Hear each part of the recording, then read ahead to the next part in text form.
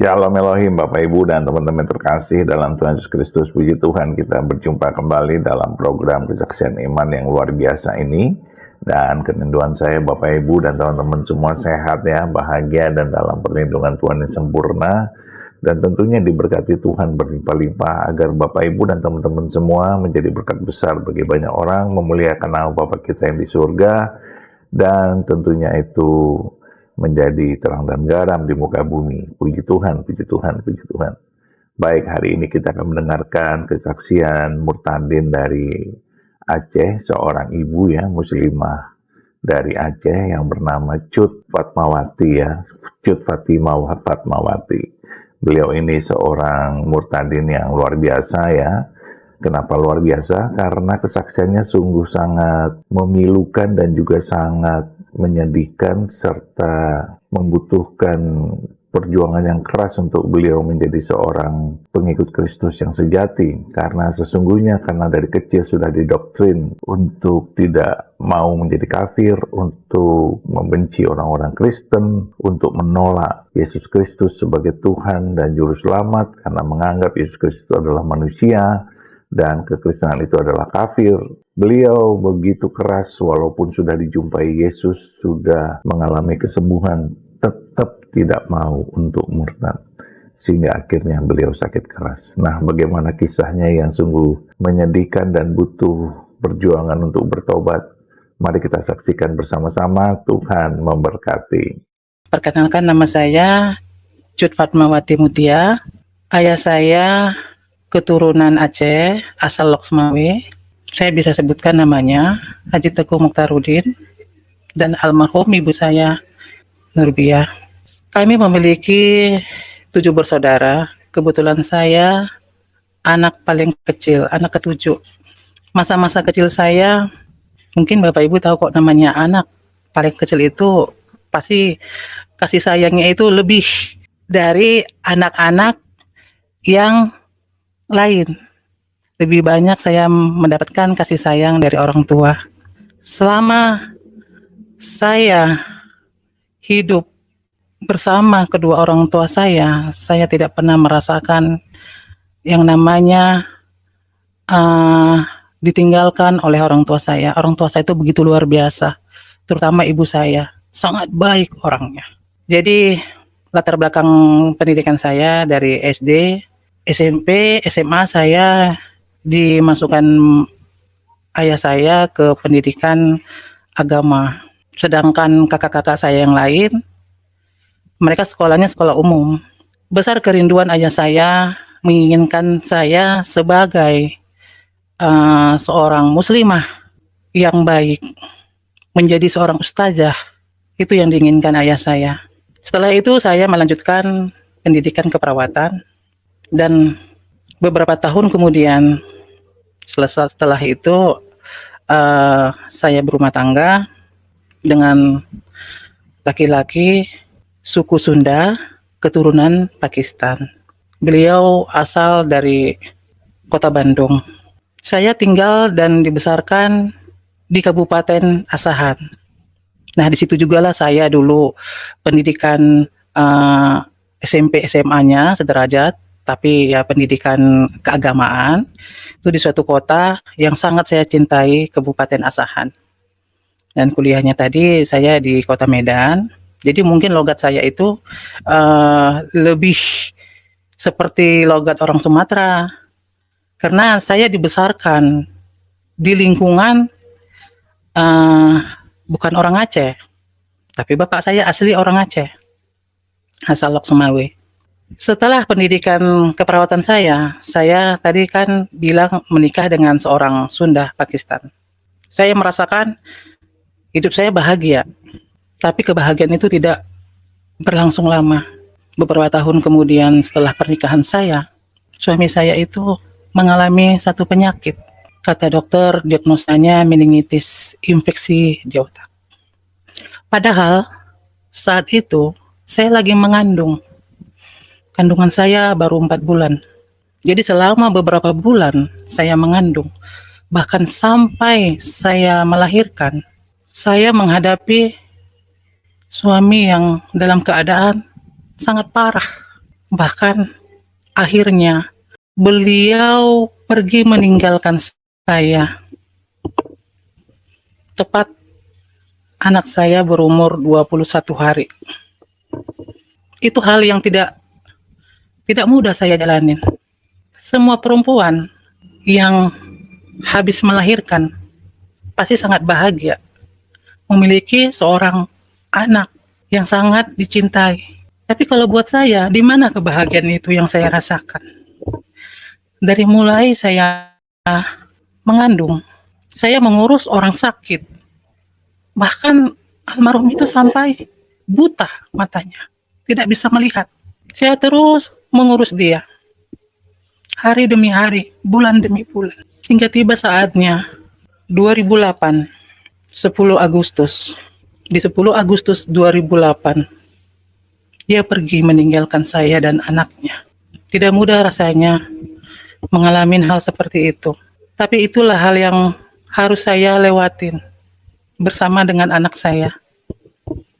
Hidup ini terasa seperti menyiksa saya rasa saat itu.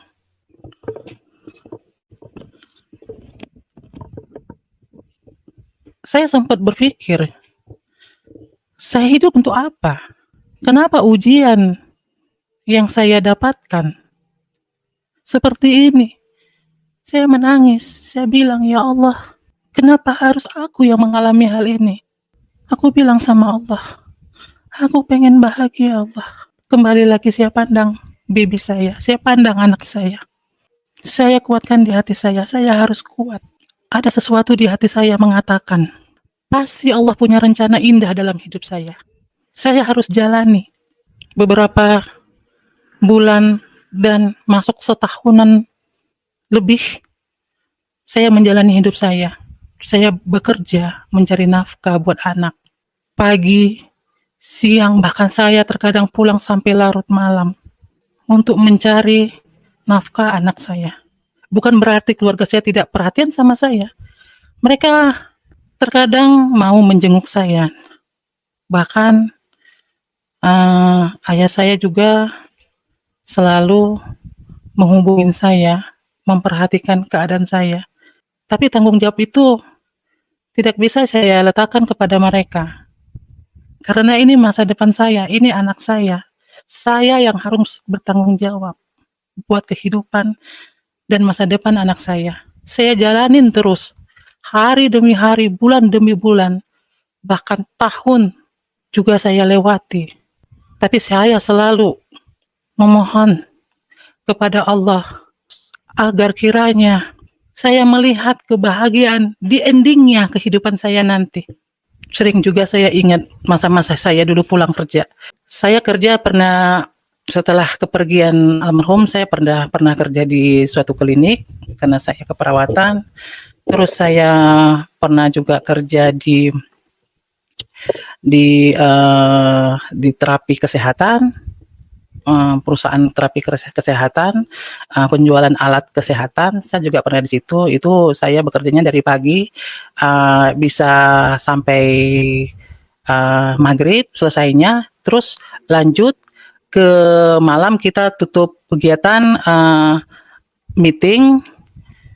Terkadang saya pulang tuh tengah malam tuh jam-jam 10 saya baru sampai rumah naik sepeda motor. Belum lagi tantangan saya itu hujan. Terkadang saya pernah saya ingat beberapa kali saya itu menangis di kendaraan di sepeda motor saya. Saya menangis sekuatnya. Saya tutup kepala saya pakai helm, saya menangis. Ya Allah, saya bilang, saya lelah hidup seperti ini. Saya lelah hidup seperti ini. Saya merasakan kekosongan.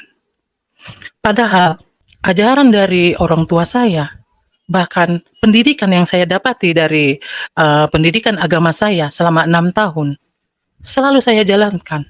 Sholat selalu saya kerjakan. Karena tahu saya saat itu, as-sholatu imaduddin. Sholat itu tiang agama. Saya tidak akan pernah tinggalkan. Terkadang di malam hari saya tahajud. Saya sering menangis sama Allah. Kenapa saya seperti ini? Saya selalu melakukan perintah Allah. Saya sholat. Karena sholat itu tiang agama yang saya tahu. Tapi kenapa Yang namanya tiang itu pondasi kuat. Kenapa? Hati saya itu tidak pernah tentram. Hati saya itu selalu kosong. Saya selalu mengaji. Terkadang saya itu sampai malam itu, sampai mau menjelang subuh, saya nggak bisa tidur. Saya mengaji. Saya menangisin keadaan saya. Dari kecil saya hidup cukup enak bersama orang tua. Apa yang saya inginkan saya dapatkan. Tidak kekurangan. Kasih sayang, bahkan kebutuhan saya bersama orang tua, saya merasakan cukup, tidak kekurangan. Saya anak paling kecil. Saya pikir saya rapuh. Tapi kenapa Tuhan saat itu Allah izinkan saya merasakan hal yang saya rasa saja tidak mungkin saya sanggup. Setelah itu, setelah saya kerja di terapi, karena ada pengurangan, saya ingat pas ada pengurangan itu, saya dipanggil atasan saya. Itu juga hal yang sangat menyakitkan dalam hidup saya. Saya dipanggil ke ruangannya, karena saat itu lagi ada pengurangan. Pimpinan saya seorang perempuan, ibu, seorang hajah. Dia panggil saya, dia bilang, Cut, kita ada pengurangan. Jadi ada beberapa orang yang saya kurangin, termasuk kamu. Dengan alasan, kamu saya kurangin karena kamu masih memiliki keluarga yang mampu. Walaupun kamu hidup sendiri dan anakmu, saya percaya keluargamu pasti bantu kamu. Itu menurutnya. Saya tahan air mata saya.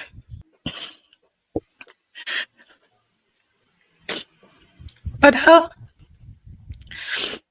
saat itu mereka tahu saya itu ngurus anak yatim. Mereka itu mengerti agama. Mereka itu cukup alim. Ibu itu. Seharusnya mereka tuh lebih pelihara anak yatim. Tapi malah mereka memberhentikan saya. Setelah itu, setelah surat pemberhentian saya dan teman-teman di perusahaan itu, banyak yang merasa tidak adil buat saya. Akhirnya beberapa orang juga ikut berhenti meninggalkan pekerjaan demi membela saya. Saya merasa saya tidak sendiri. Ada teman-teman yang selalu mendukung saya. Terus saya buka terapi sendiri, kita beli unitnya, kita ramai beberapa orang teman saya, ada 5 orang, kita bikin pengobatan terapi, kita sewa tempat, akhirnya saya bisa memenuhi kembali kebutuhan saya dan anak, serta di rumah ada yang ngurus anak saya. Saya ambil 1 orang yang bekerja di rumah untuk mengurus anak saya di saat saya lagi mencari nafkah buat mereka. Karena kan saya posisinya saat itu ibu, tapi sekaligus menjadi ayah. Saya kepala rumah tangga di tempat itu. Jadi saya nggak bisa seperti wanita-wanita yang lain hanya duduk diam manis ngurus anaknya. Saya juga rindu seperti orang. Duduk diam manis mengurus anaknya di rumah. Saya rindu seperti itu saat itu. Tapi saya punya tanggung jawab. Saya tidak mau meminta, dan terus meminta kepada keluarga. Karena terkadang di saat kita meminta satu pihak, kakak kita, mereka kasih. Tapi di pihak lain kita punya ipar. Belum lagi perkataan mereka itu yang sering menyakitkan hati saya. Saya merasa saya punya keluarga yang luar biasa, cukup mereka untuk membantu saya saat itu. Tapi tetap hanya kaki dan bahu saya yang menopang rumah tangga saya. Anak yatim yang saya urus. Setelah itu terapi tetap ada di rumah. Ya mulai berkembang banyak pasien kita yang terapi. Dari pagi saya buka jam 7 sampai jam 11 malam. Itu non-stop. Bahkan terkadang itu terapinya pakai tempat tidur, ada 2 bed untuk 1 unitnya. Jadi bisa dari pagi sampai malam itu tamu tidak berhenti. Terkadang saya kewalahan. Dan akhirnya saya ambil orang juga di rumah untuk ngurus terapinya. Lalu Saya dipanggil oleh keluarga almarhum suami. Kebetulan keluarga almarhum suami itu salah satu pejabat pimpinan di salah satu kabupaten. Mereka menginginkan saya melanjutkan pekerjaan yang sebelumnya suami saya kerjakan di Dinas Keuangan di Pemda. Di situ saya mulai bekerja. Jadi waktu saya itu cukup penuh. Pagi saya di kantor, siang pulang saya istirahat, berangkat lagi saya jam 1:30 ke kantor, jam 4 saya kembali ke rumah. Setelah itu terkadang saya nggak sempat tidur siang, istirahat. Seperti orang-orang yang istirahat, seorang ibu. Saya langsung turun tangan kadang ke pengobatan terapi saya. Disitulah terus hari-hari saya yang saya jalani. Tapi tetap saya merasa hidup saya itu tidak sempurna, kosong.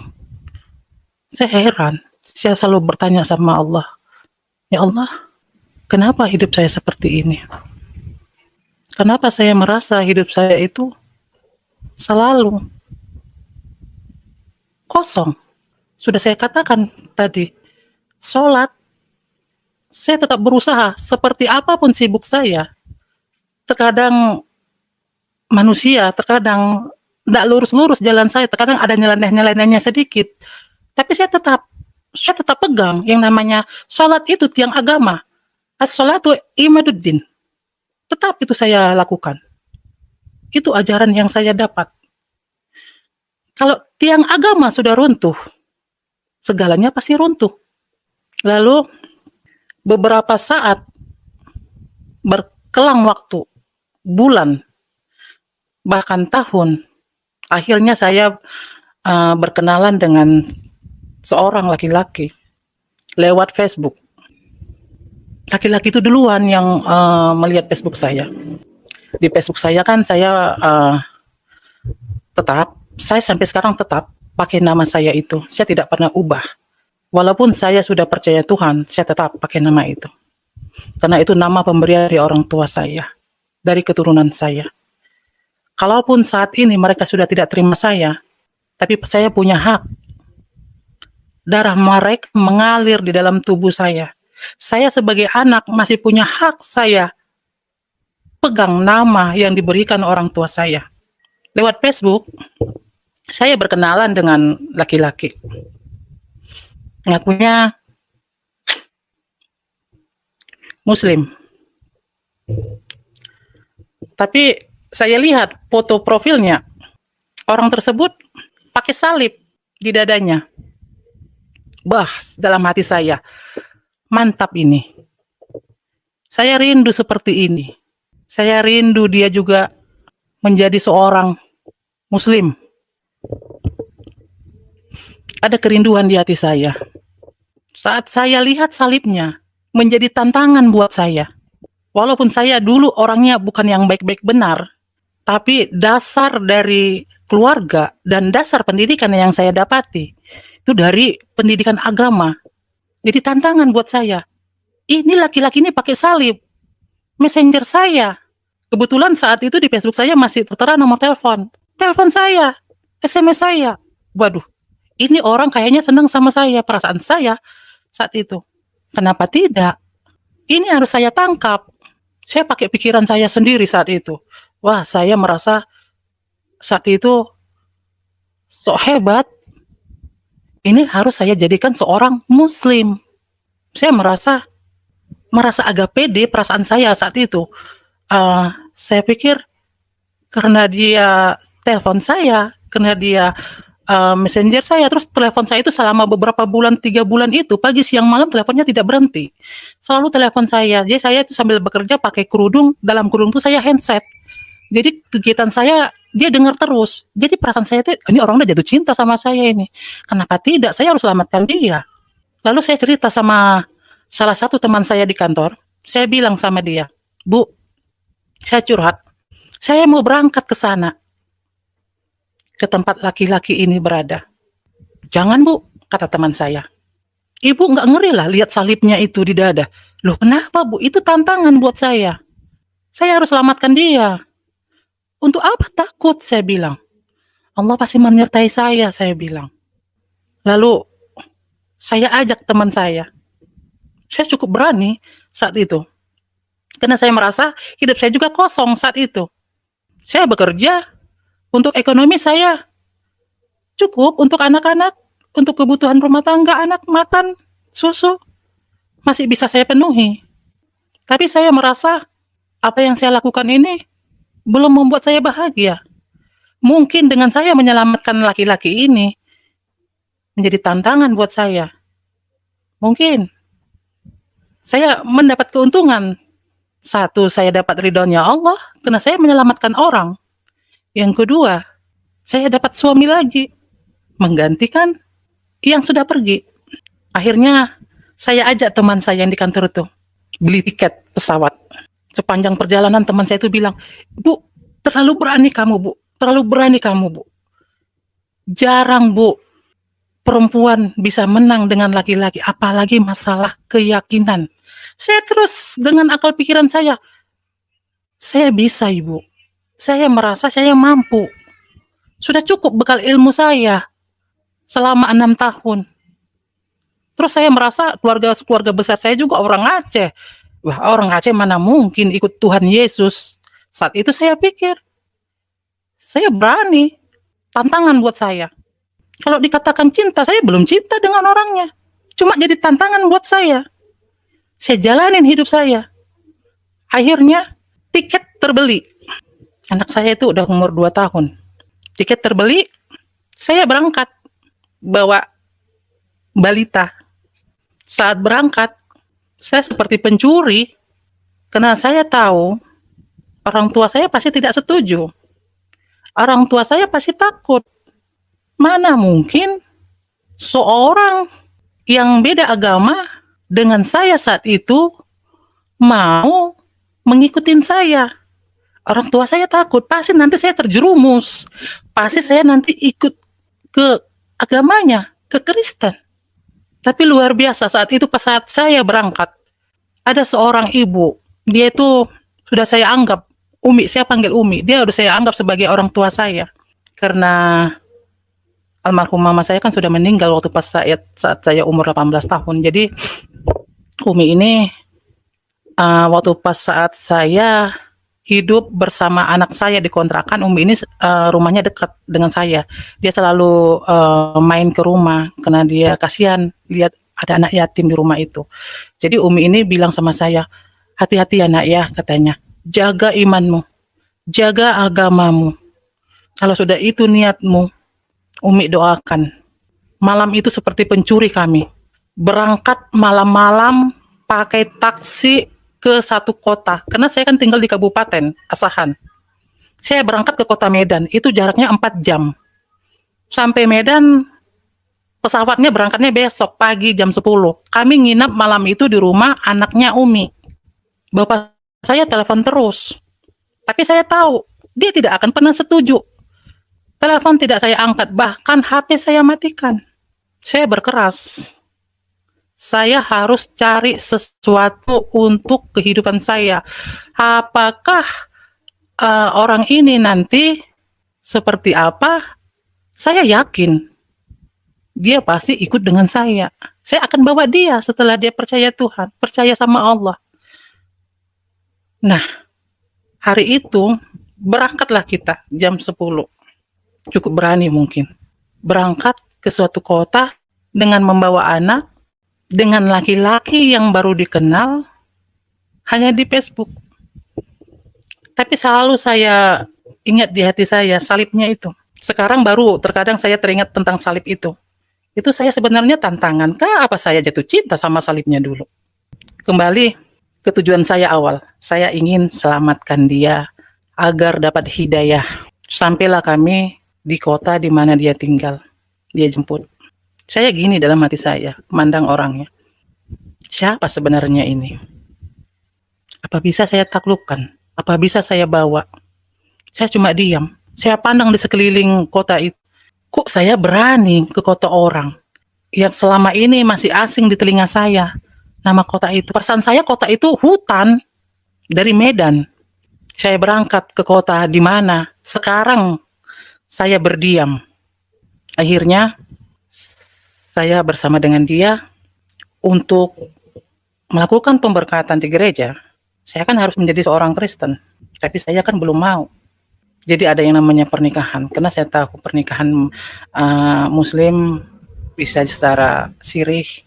Jadi saat itu kita nikah siri, sah di mata Allah, dan saya terus berdoa. Saya ingin terus dia dapat hidayah. Sering kami sharing. Saya kan dari Medan kemarin, waktu pas datang ke kotanya itu saya kan bawa Al-Quran terjemahan. Saya bawa Al-Quran, ada terjemahan teks Indonesianya. Jadi saya sering kasih sama dia. Kami baca. Dia juga bilang gitu ke saya. Coba kamu baca Alkitab ini. Saya bilang, ngapain saya baca Alkitab? Perasaan saya haram. Megang-megang Alkitab. Itu perasaan saya dalam hati. Nggak saya utarakan. Saya nggak enak juga. Jangan sampai tahu dia siasat saya. Terus setiap hari dia bilang baca aja. Saya baca, saya bilang kayak dongeng. Saya bilang ceritanya. Terkadang ceritanya itu saya tidak ngerti. Seperti membaca, saya seperti itu. Saya baca terus. Begitu juga dengan suami saya. Dia baca terus. Setiap hari kami lakukan itu. Kami sering tanya jawab sama suami. Saya ingat dulu perkataan.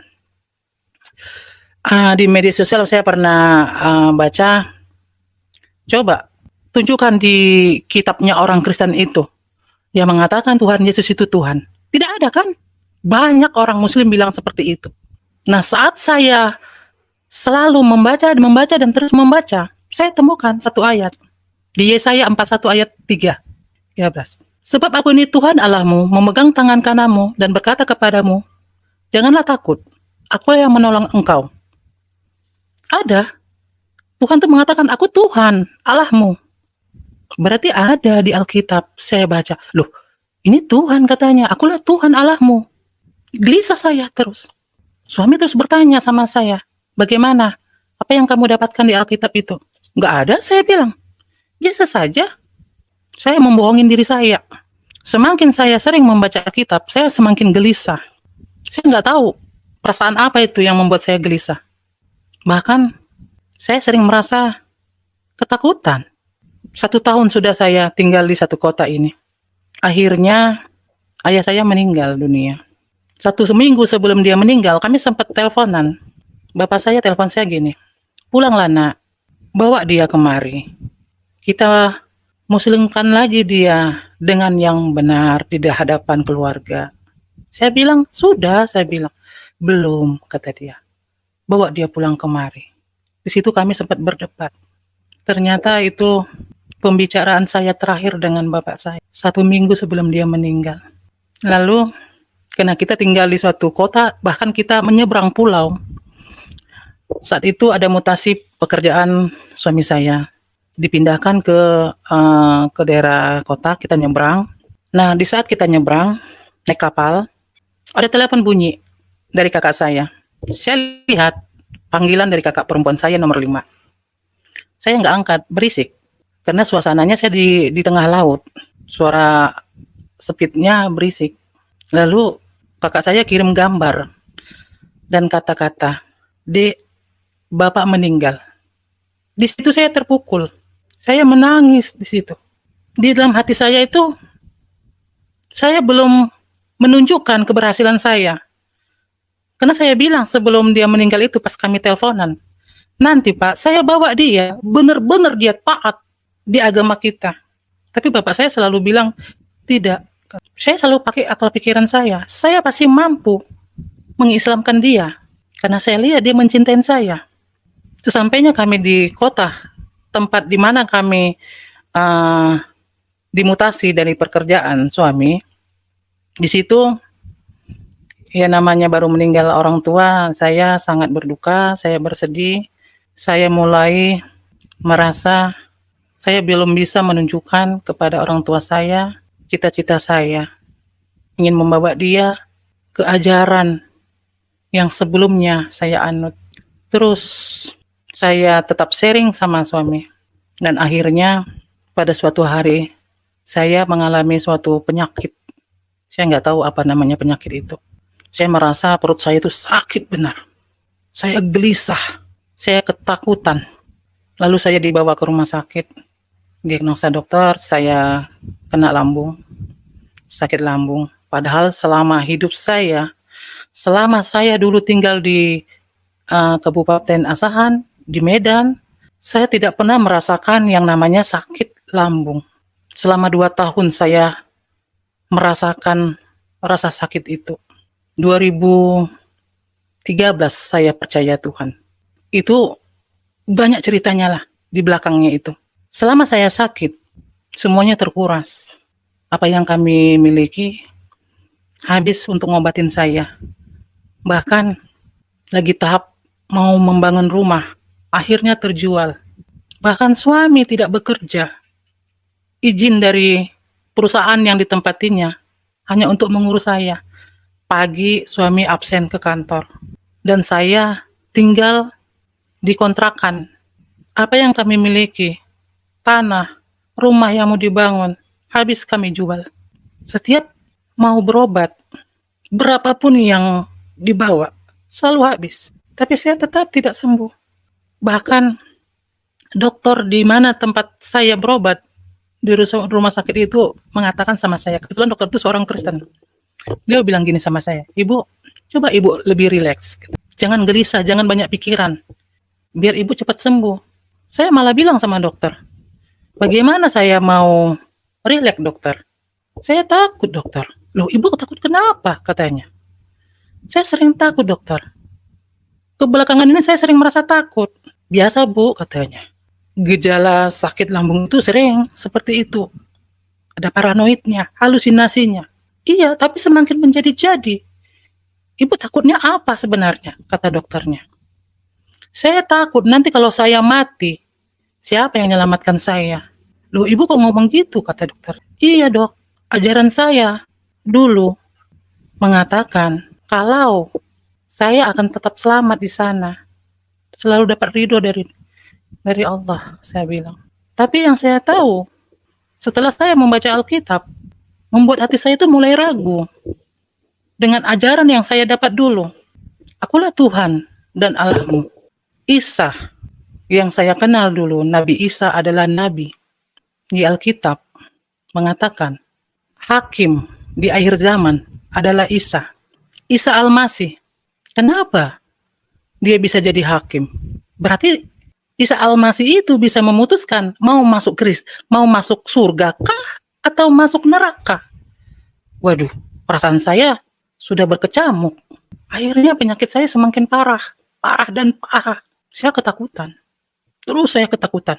Almarhum bapak saya, ibu saya, saudara saya, bahkan tetangga-tetangga yang sudah pergi, meninggal, mereka selalu menghampirin saya, bukan hanya di dalam mimpi. Terkadang mereka berdiri di depan pintu rumah saya. Saya seperti orang bingung, saya seperti orang gila, saya rasa. Saya ketakutan. Saya bilang sama salah satu teman saya yang ada berkunjung ke rumah, kebetulan dia seorang muslim, saya bilang, apa saya ini sudah dekat di alam kematian? Makanya mereka berkunjung terus ke saya. Terus karena sakit saya tidak kunjung sembuh. Akhirnya apa yang kami miliki habis dan kami putuskan untuk pindah lagi ke satu kota sambil kami mengurus KTP karena kota tersebut yang kami tahu dengan memakai KTP saja bisa dapat obat gratis di rumah sakit, bahkan bisa rawat inap. Karena saya bisa 1 minggu sekali saya dirawat. 1 bulan itu bisa beberapa kali saya dirawat di rumah sakit. Dan akhirnya kami pindah di satu kota. Sedih rasanya. Tujuan awal saya ingin mengislamkan seseorang, malah membuat saya menjadi menderita. Saya berobat gratis, terkadang saya menangis. Hidup saya kok makin hancur. Saya pakai akal pikiran saya. Awalnya saya ingin mengislamkan dia, kok malah saya semakin hancur. sakit yang tak kunjung sembuh. Pada suatu hari saya dibawa ke keluarga suami, tapi jauh, keluarga jauh. Ada hubungan keluarga. Di situ saya mengalami lawatan Tuhan yang luar biasa di dalam hidup saya. Pada malam hari itu, kebetulan yang punya rumah itu baru melahirkan anak pertama, sudah beberapa bulan, dan kami belum melihat. Kondisi babynya lagi kurang sehat, lagi demam, di mana saya juga lagi sakit. Kondisi saya lemah, tapi karena saya punya dasar pendidikan kesehatan, saya coba bantu mereka ngurusin babynya malam itu, karena mamanya sudah kelelahan. Saya suruh tidur, saya pangku babynya di pangkuan saya, di tempat tidur di mana mamanya juga tidur, tapi saya tidak tidur. Saya duduk sambil memangku babynya.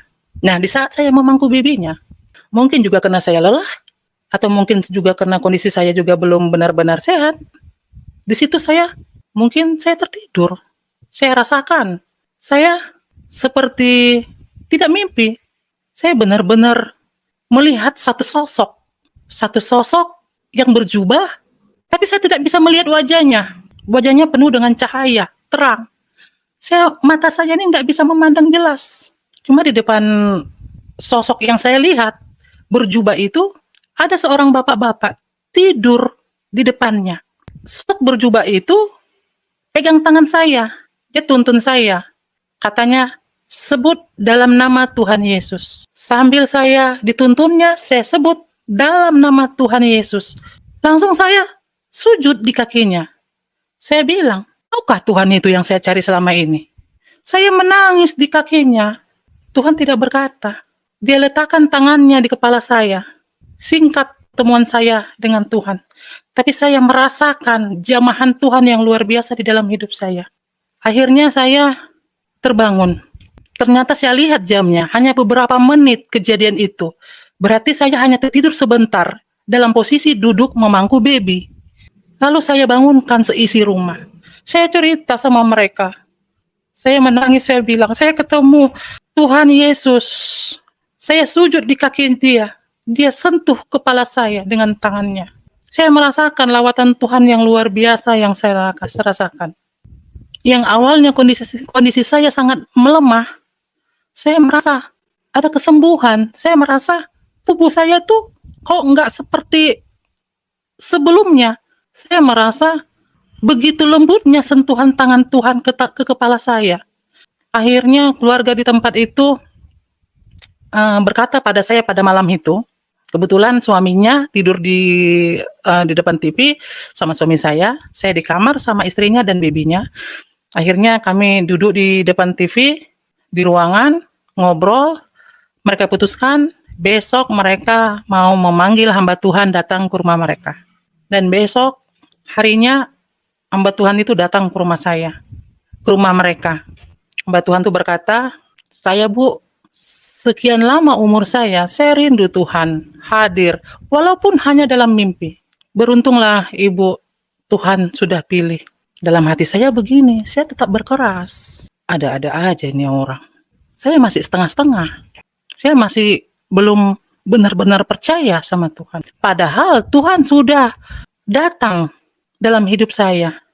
Lawatan Tuhan luar biasa sebenarnya. Pas saat saya bermimpi dengan Tuhan, saya merasa Tuhan itu begitu lembut mengasihi saya.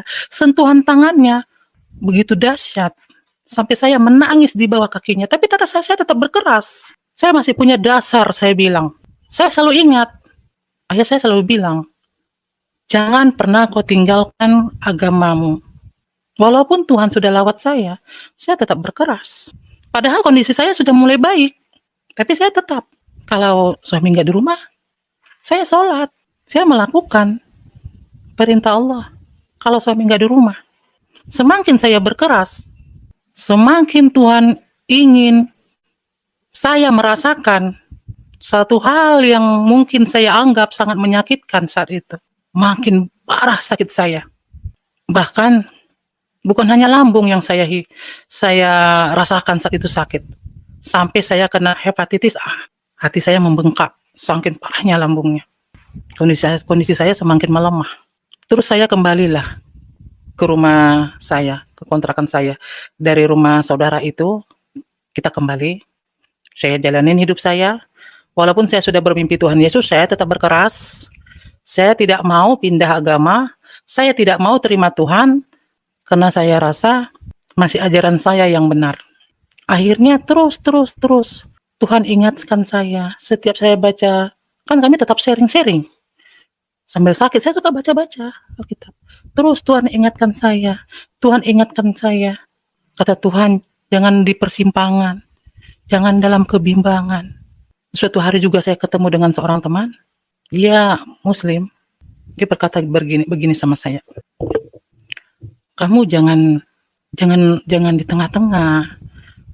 Kalau kamu sudah mulai meyakini agamamu yang sekarang, meyakini agama suamimu, katanya, jangan ragu, coba kamu pelajarin lagi, kamu dalami lagi. Karena kamu bimbang, jadi kondisi kamu itu semakin parah, katanya. Perasaan saya ini, tetap saya pakai akal kiran saya. Ini iblis coba mengganggu saya. Saya harus tetap berpegang kepada agama saya. Tapi sakit saya tetap terus tidak kunjung sembuh. Saya pandang wajah anak saya, baik mereka. Suami saya baik. Saya lihat orang Kristen ini penuh dengan kasih. Dia urus saya, tidak mengeluh. Satu hari saya bisa makan bubur itu sebanyak 20 kali. Setiap 1 jam saya dibangunkannya, dikasih makan. Karena saya kan masih dalam suasana makan obat, jadi habis makan saya tidur seperti obat penenang, mungkin yang diberi dokternya. Jadi habis makan, duduk sebentar, saya dikasih obat, tertidur. Untuk makan selanjutnya saya harus dibangunkan. Seperti itu suami saya ngurus. Saya lihat orangnya luar biasa. Orang Kristen itu hebat, saya rasa penuh kasih. Nah, disitulah akhirnya hati saya mulai terbuka, mendengar suara azan. Setelah hati saya mulai terbuka, saya mendengar suara azan kok malah makin gelisah. Yang awalnya membaca Alkitab saya gelisah, setelah hati saya mulai terbuka, saya lihat begitu kasihnya orang-orang Kristen, saya mendengar azan malah saya gelisah, saya ketakutan. Bahkan pernah suatu hari saya dilarikan ke rumah sakit, itu pas hari raya Idul Adha. Begitu ramenya orang berjalan di kampung itu menuju ke tempat ibadahnya. Takbir berkumandang. Saya gelisah, saya ketakutan. Terus saya bertanya, kalau aku mati ini siapa yang menyelamatkan aku ini? Ke Tuhan mana aku ini bertuhan?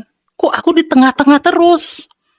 Padahal Tuhan sudah ingatkan aku, Tuhan sudah lawat aku, Tuhan sudah sentuh kepala aku. Kok aku berdiam diri?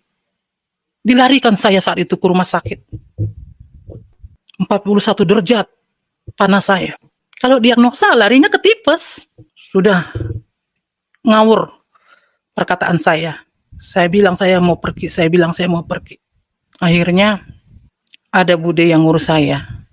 Saya kan diurus di rumah, ada juga karena kondisi saya semakin parah dan suami mulai harus bekerja untuk memenuhi kebutuhan kami. Ada bude yang sengaja dibayar untuk ngurus saya. Nah, di situ bude itu selalu juga nasihatin saya. Dia seorang Muslim, dia bilang, Kak, kalau kakak mau ikut Kristen, ya sudahlah Kak, jangan lagi keras hati Kak, katanya. Itu udah Kak ikut aja, yang penting kakak sehat. Mana tahu dengan kakak ikut Kristen, kakak sehat. Dan akhirnya setelah saya pulang dari rumah sakit, suami kan pindah kerja lagi di satu kota kecil, kecamatan. Di situ tidak banyak orang Muslim. Jadi untuk masjid sekitar beberapa kilo itu tidak ada masjid. Jadi suami sengaja ajak saya pindah ke sana. Itu ya daerah hutan, pegunungan. Di situ saya tinggal. Saya mulai tenang. Saya tenang membaca firman. Saya tenang mendengar lagu-lagu rohani di HP. Saya selalu, kok saya merasakan hidup saya itu kok lebih tentram. Kok saya merasakan saya mulai berkurang rasa takut saya. Saya merasakan kayak saya itu dipeluk. Saya nggak tahu siapa yang peluk saya. Di saat saya mendengar puji-pujian rohani, saya merasa itu ada kekuatan. Benar, hati yang gembira adalah obat. Saya semakin gembira, saya ikut puji-pujian itu. Saya disembuhkan. Akhirnya di dekat situ ada gereja. Saya datang ke gembalanya. Saya bilang, Om, Tante, saya mau ikut Tuhan. Saya bilang, saya mau dibaptis. Seminggu kemudian terjadilah itu. Saya dibaptis. Begitu juga dengan suami. Karena suami Kristen tapi mereka tidak baptis selam, mereka baptis percik. Dan akhirnya untuk mengukuhkan kami dibaptis, kami terima Tuhan Yesus. Dan beberapa hari kemudian kami diberkati di gereja tersebut. Lalu kondisi saya sudah mulai pulih. 1 tahun kami di situ. Suami dimutasi lagi ke kota lain.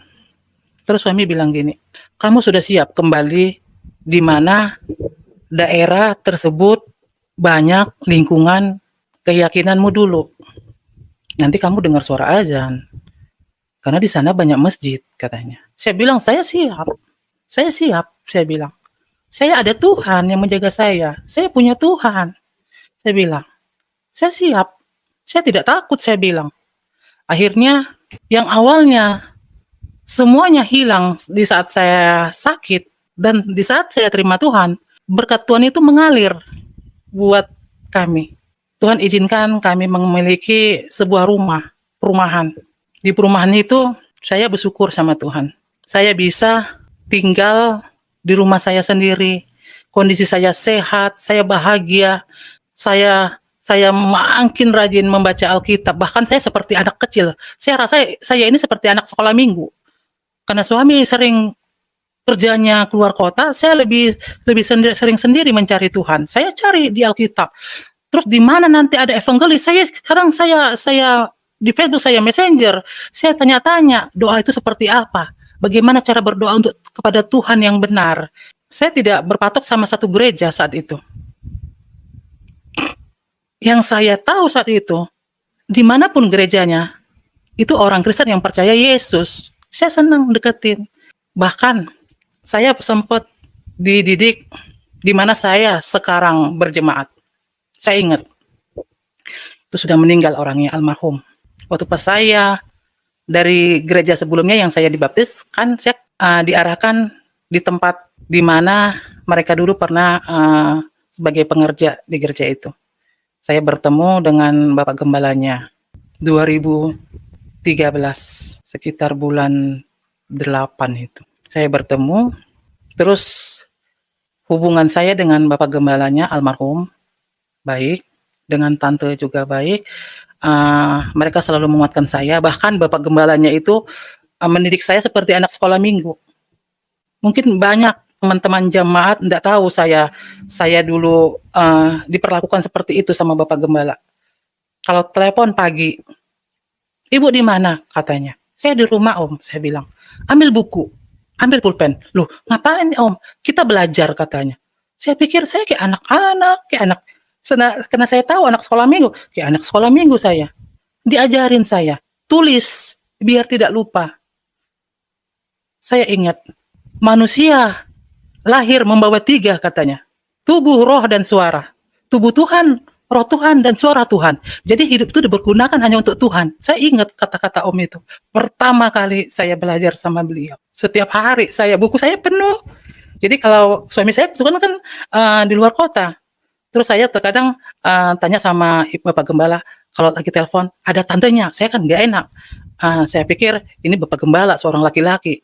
Saya nggak mau terima telepon, nanti asumsi yang tidak baik, kalau orang berpikir yang tidak baik tentang saya gitu. Tidak ada tante di sini di samping saya, kata Bapak Gembalanya. Terus kalau suami saya pulang dari luar kota, saya sampaikan, ini pelajaran saya. Jadi suami saya ketawa, kayak anak sekolah minggu kamu, katanya. Ya saya belajar. Tidak apa-apa terlambat. Yang penting tidak sama sekali, kata suami saya. 7 tahun sampai sekarang saya percaya Tuhan. Saya rasakan luar biasa lawatan Tuhan dalam hidup saya. Tapi satu hal, saat saya terima Tuhan, saat saya percaya Tuhan pertama kali, beberapa tahun saya rasakan, apa yang saya minta Tuhan selalu berikan. Saya dimanja sama Tuhan, saya rasa. Yang namanya anak sekolah minggu, masih baby, masih kecil. Kan seperti anak kecil. datang ke ayahnya, datang ke bapaknya, kan selalu dirangkul. Apa yang diminta selalu diberi. Itu yang saya rasakan. Saya minta sama Tuhan, Tuhan saya mau rumah, Tuhan kasih saya rumah. Saat itu di rumah cuma ada kendaraan sepeda motor Ninja laki-laki. Saya bisa bawanya. Tapi rasanya tidak cantik rasanya perempuan itu pakai motor Ninja bawa anak ke gereja. Saya kadang malu, bahkan kadang motornya itu tidak hidup. Di jalan kadang mogok. Saya ke gereja, saya terus mencari Tuhan. Saya datang ke gereja bawa anak saya. Karena suami kan tidak ada di tempat. Kalau saya tidak membawa anak saya, siapa lagi? Sedangkan saya saat itu harus dikuatkan. Tapi saya juga harus menguatkan anak-anak saya. Pakai sepeda motor Ninja, saya rasakan bunyinya itu luar biasa. Preng-preng saat itu. Aduh, malu saya. Di gereja, terkadang saya sorong dulu jauh-jauh dari gerbang. Baru saya hidupkan. Kadang saya belum turunkan minyaknya, nggak hidup-hidup. Tantangan buat saya. Terus saya berdoa sama Tuhan, saya bergumul lagi sama Tuhan. Di gereja saya nangis pas saat ibadah. Tuhan, saya mau Tuhan. Tuhan sediakan saya sepeda motor lagi.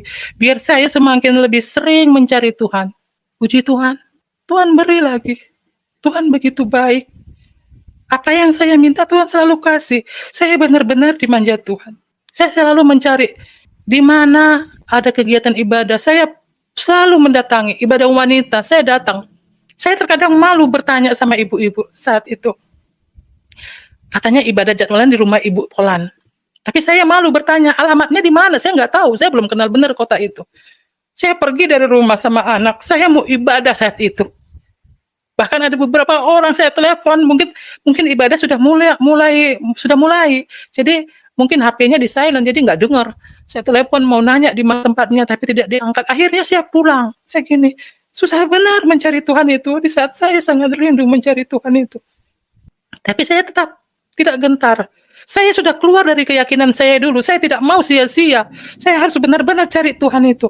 Saya benar-benar harus mencari wajah itu. Akhirnya saya memang benar-benar merasakan lawatan Tuhan dalam hidup saya.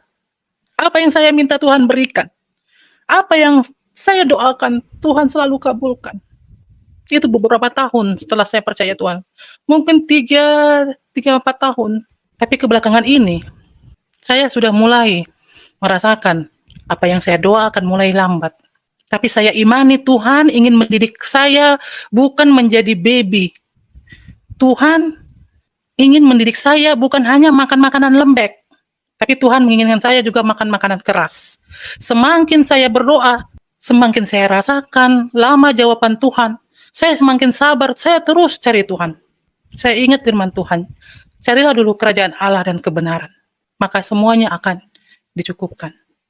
Saya terus cari Tuhan. Begitu banyak tantangan saya rasakan ikut Tuhan itu. Mikul salib itu nggak gampang. Berat mikul salib itu. Saya rasakan. Di lingkungan mana di mana saya tinggal, mereka tahu saya dari Muslim. Saya sempat diganggu. Tepatnya pas saat itu bulan puasa di malam Ramadan. Beberapa kali saya perhatikan seberang rumah saya itu ada seorang haji. Kalau saya lewat itu, dia lempar saya pakai mercon. Saya mundur. Saya pikir ini orang kena apa? Dia punya predikat, dia sandang status sebagai seorang itu di keyakinannya. Tapi kok kenapa sikapnya seperti itu? Beberapa kali saya tetap bersabar. Tiba pada suatu hari, di sore hari, di bulan Ramadan. Dia benar-benar lempar mercon ke rumah saya. Saat itu saya juga lagi kondisi masih sakit. Ada demam pilek, saya istirahat tidur. Saya kaget, kan lagi tidur saya sore itu. Saya buka jendela. Kan dia dengar, saya bilang. Saya berkata, nggak keras. Saya bilang gini, waduh, saya bilang, kok kenceng kali petasannya, saya bilang. Lagian kenapa menghadap ke rumah saya, di halaman saya bilang. Kan ini katanya bulan penuh berkah. Kenapa malah membuat saya sakit jantung seperti ini, saya bilang. Ternyata orangnya nggak terima. Ngamuk-ngamuk ke rumah saya, marah-marah ke rumah saya. Dia bilang dia nggak suka sama saya. Saya dari awal lihat kamu tinggal sini, saya nggak suka. Itu bapak-bapak. Saya bilang, waduh, kenapa kamu seperti itu? Saya seorang ibu, seorang perempuan. Nggak pantas loh seorang bapak-bapak datang ke rumah saya. Apalagi kamu itu seorang haji, saya bilang. Keluarga sebesar saya juga banyak yang haji, saya bilang. Tapi nggak seperti kamu kelakuannya, saya bilang. Saya sempat marah di situ. Bahkan kejadian itu saya sempat laporkan ke RT setempat, di mana saya bertinggal sampai sekarang. Saya laporkan di RT setempat, saya memohon minta tolong sama RT itu, di saat itu mereka lagi berbuka puasa. Saya menangis di rumah RT itu, saya bilang, Pak, tolong saya, Pak. Tolong, Pak, saya diganggu sama warga Bapak. Apa jawabnya? Karena mereka sesama seiman, mereka jawab begini, maaf Bu, saya nggak bisa bantu. Soalnya katanya nggak enak rasanya, katanya. Dia tuh teman saya juga. Waduh, saya akan warga Bapak juga, saya bilang. Maaf Bu, saya nggak bisa bantu. Saya pulang dari rumah RT itu, saya menangis di rumah, saya telepon suami saya kan di luar kota. Jaraknya 2,5 jam baru pulang sampai ke rumah.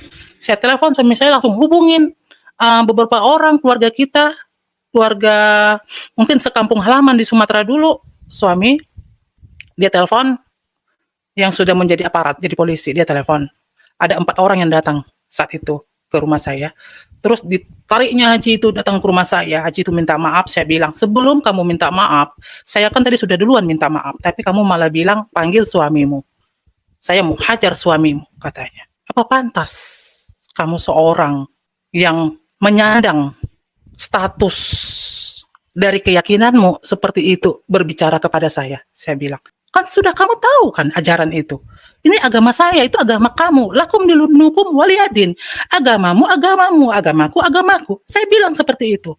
Jangan kita saling mengganggu, saya bilang. Akhirnya dia minta maaf karena dikelilingin sama 4 orang polisi, dia minta maaf. Terus suami saya pun kembali dari kota di mana dia tinggal, bekerja 2,5 jam dalam perjalanan dia pulang.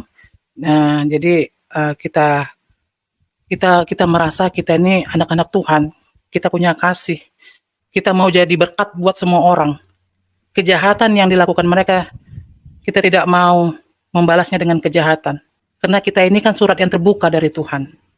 Kok anak-anak Tuhan nanti membalas seperti itu? Kan nggak baik. Akhirnya kami maafkan, dan saya bergumul sama Tuhan. Sudah tidak ada damai sejahtera di lingkungan saya tinggal saat itu. Saya bergumul sama Tuhan, Tuhan izinkan Tuhan rumah ini laku Tuhan. Kami ingin pindah ke tempat di mana kami bisa lebih sukacita bersamamu. 1 minggu saya umumkan ke sana ke sini, dari mulut ke mulut, dari warung ke warung sama yang saya kenal. Saya bilang rumah saya mau dijual. Puji Tuhan, 1 minggu rumah itu laku. Dan akhirnya saya sekarang pindah ke rumah di mana sekarang saya tempatin. Memang masih satu lingkungan, satu perumahan, tapi cukup jauh bloknya. Di situ saya merasakan ada damai sejahtera. Saat rumah itu dibangun, saya berdoa sama Tuhan, Tuhan jadikan rumahku ini jadi tempat doaku. Saya selalu bilang sama Tuhan seperti itu. Tapi karena kondisi di zaman sekarang ini, apalagi di zaman pandemik ini, perekonomian semakin terpuruk. Bahkan perusahaan-perusahaan banyak yang tutup. Saya merasakan begitu banyaknya goncangan yang saya rasakan di masa-masa sekarang ini. Kami coba ingin beralih, pindah ke satu kota, di mana perusahaan suami ada juga di satu kota itu. Mutasi. Rumah kami pasang pelang, rumah mau dijual.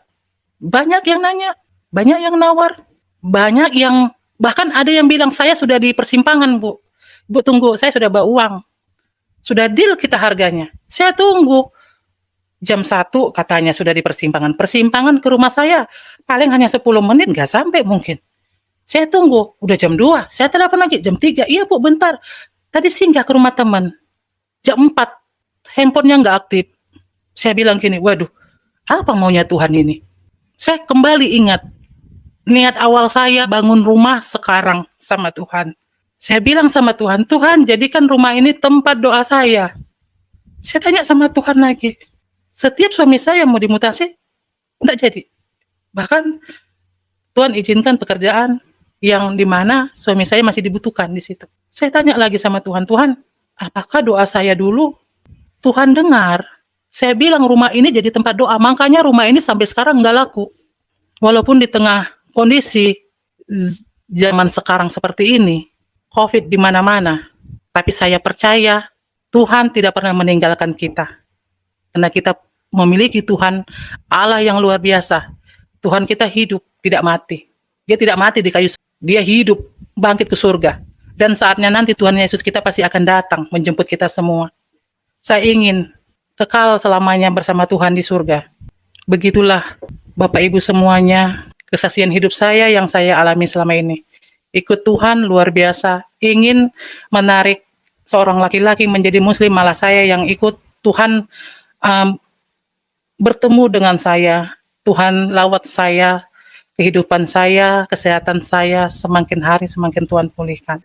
Puji Tuhan, puji Tuhan, puji Tuhan. Sungguh Tuhan kita Yesus Kristus itu sangat sabar, sangat penuh kasih, dan sangat penuh perhatian.